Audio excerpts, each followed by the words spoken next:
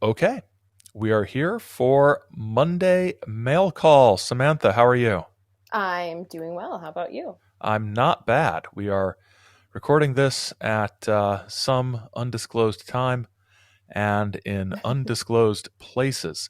So, we've got a number of really interesting questions hmm about the Mad Gasser of Mattoon episode, and we've got a number of them, sort of a series of questions from the Forgotten Darkness podcast, which is a really clever way to have a sort of Yeah, broadcast another mention their podcast. podcast. That's good. Yeah, that's good. We'll have to start doing that. We'll have to start doing that. It's like we'll submit questions to other Right. podcasts as yeah. I could have just said FDP on Twitter says. So first of all, they wonder if the gasser had anything to do with a woman in black seen in Mattoon years before. At the very least, they say, I'd assume that contributed to the hysteria around it. We did not find any records or mention in the newspaper articles during the incident of any woman in black prowler being connected to what was going on. Yeah, and as far as whenever I see the phrase "women in black," I think about Nick Redfern's book on women in black, which I don't have. So I'm wondering if he addresses that in that book, and if so, I'll get a hold of it and check it out and see if there's hmm anything interesting there. Forgotten Darkness also observes that it's kind of funny. This is a quote. It's kind of funny that what's his name uses a high heel shoe print. Farley or not Farley. Scott Maruna, uses a high heel shoe print as evidence. It was the Llewellyns, when, as far as I know, that showed up in one of the Botetourt cases, not Mattoon. I feel like something else I've read about the gasser has made that mistake too, though, but I can't recall where it was. Lauren Coleman's bit in Mysterious America, maybe? And I looked into this one, so I will address hmm this one. Um, this is weird. It's kind of weird. It shows up in the Mattoon case, and we didn't touch on it except for what Maruna said about the Llewellyns, because when we were going through it, looking through the primary sources, it did not show up in the paper. But when you Google around on this, it does show up, I believe, in Lauren Coleman's book, but it also shows up in the show notes of about half a dozen different podcasts that cover the Mad Gasser. And the sentence is always frighteningly similar. It's on September 13th, the last Mad Gasser attack took place, and it might have been the strangest of all. They're all structured like that. So I didn't check to see which one was the first to do this. I have a feeling Astonishing Legends was the first to cover this one, and people maybe cribbed their show notes a little bit. Not accusing anybody of anything, but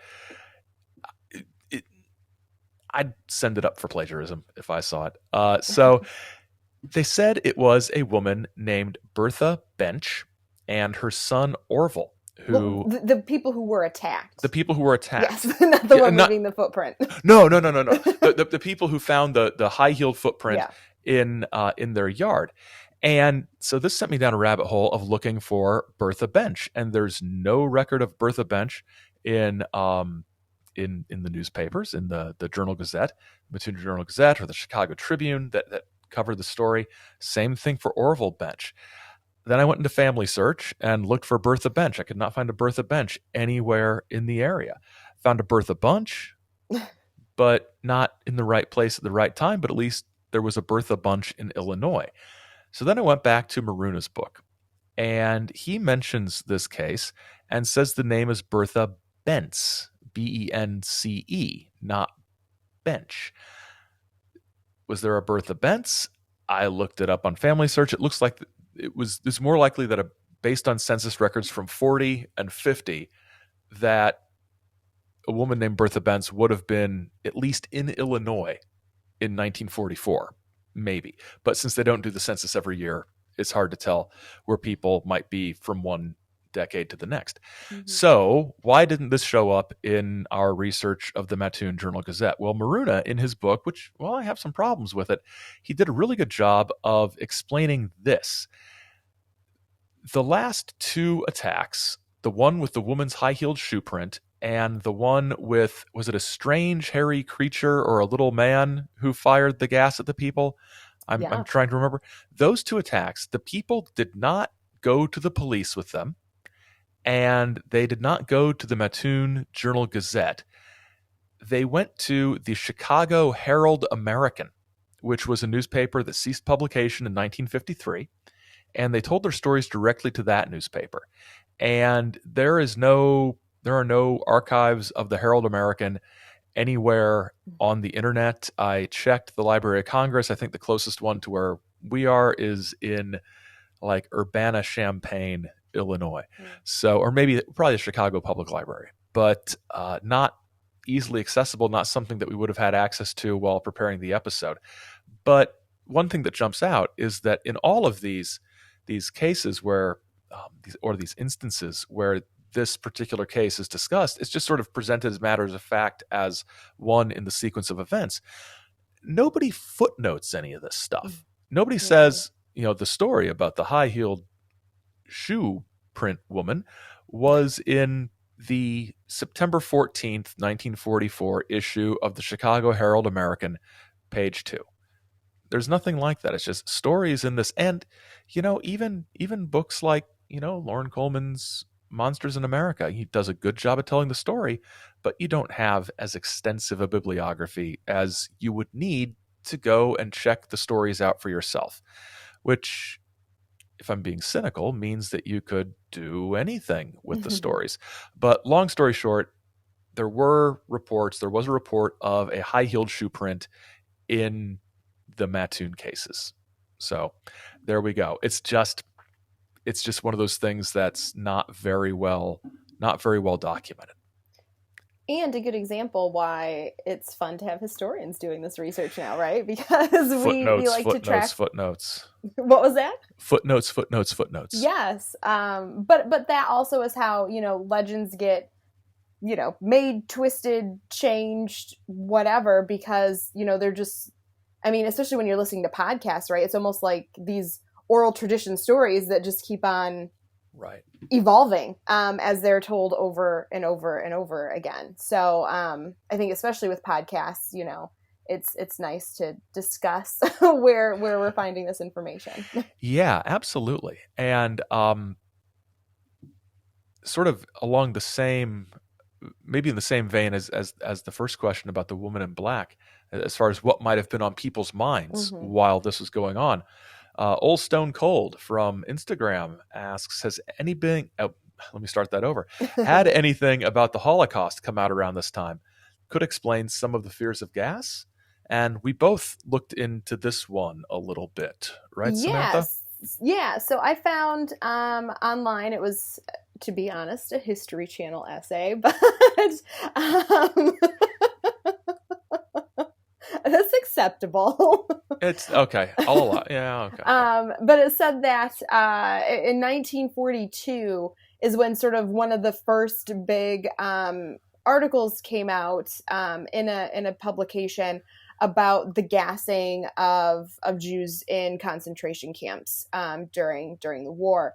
And so by the time the Mattoon things are happening, they certainly would have potentially heard of this going on. Of course, there's no way for us to know exactly what was on the minds of folks, if that was something they were thinking of, or, it was a far removed thing from them. But it was something that they could have known. And additionally, gassing, by this point could have been also more of a fear of like as a murder weapon or whatever, because we'd had H.H. Holmes, who gassed and did terrible things to a lot of women during the 1892 Columbian Exposition in Chicago. So, there was those things were happening and could have been on the minds of people. Chemistry was evolving a lot at that time. And what I looked at and sort of found was that in 1944, the summer of 1944, so not too long before these attacks, you had some push from Jewish groups in the United States to sort of pushing for bombing of some of the concentration camps, and that's which was not not done. Um, they bombed factories very nearby. They bombed rail lines, going into the camps, I believe, but bombing the gassing facilities themselves was not done, which is still a subject of some debate. I know in my history of the Holocaust class we talk about that a bit. So what could the Allies have done, and would bombing the camps have been a good thing, or would it have just killed everybody in the camps? So like you said, Sam, it's hard to know what's on people's minds that isn't Mm-hmm. reported in the media. It's one of those things where maybe 30 years ago, when more of these people were still alive, it would have been interesting to take some oral histories of the time Mm-hmm. of the Mad Gasser. That would have been That'd that be, that that that would have been fun. worthwhile project. Yes, you could have gotten an NEH grant for that, Mm-hmm. no question.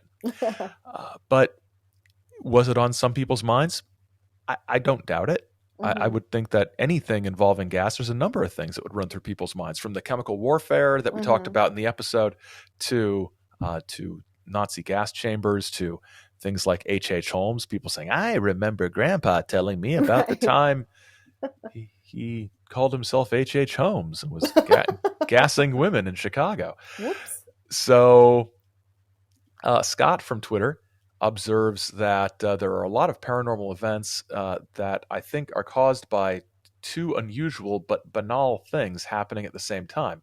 So I suspect Mrs. Kearney got sick from something normal, and at the same time, a burglar was outside, maybe one with strong aftershave.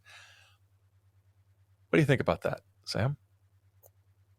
Possible. It's Yeah, not impossible. it's yeah. I mean, our mind wants to sort of relate things, right? Like the brain is created in a way where it sees patterns and creates relationships and whatever to try to make sense of everything around it. So if she's trying to figure out why all of a sudden for 30 minutes her legs wouldn't work, wait, I heard something outside and smelled something weird, Yeah. Yeah. I mean, it could have been any number. I like this Yeah. idea of the brain finding patterns Mm-hmm. in things. We're going to see that in a number of Mm-hmm. stories that I think we cover. Um, Pareidoia and things like that. Dolia, pareidolia. Dolia, I always say it wrong. Um, Thank you You're for welcome. that. Thanks. And Scott also says the reference to a hot dog dinner, that always makes me chuckle. The reference to a hot dog dinner makes me wonder if later the police figured out it was botulism. The symptoms are about the same, but didn't want to call her a liar. I can see, especially once other calls start coming in, it's like, oh, we think in her case it was botulism, but the lady's been through a lot, so just don't worry about that one. Also, why were the sisters counting large amounts of cash? Never really understood that. This was in one of the newspaper articles, and when we were working on the notes, I didn't think about sort of including that because it was kind of vague. But the article said something along the lines of the women had received their allotments that day and were counting the money. They don't say what kind of allotment it was. There's still some vestiges of New Deal programs going on at the time. So these might have been payments for something like that. It doesn't say what kind of allotments, but it was some sort of payout the women had received, and they were going through the money together. So that's as much as I know, which is more than you guys knew from when we talked about it on the show. A final comment about this episode. Kirk on Facebook says, on a certain date, the local paper pivoted and noticeably began toning down its headlines and stories about the alleged incidents. Do you infer that law enforcement impressed upon them to try and cool things off?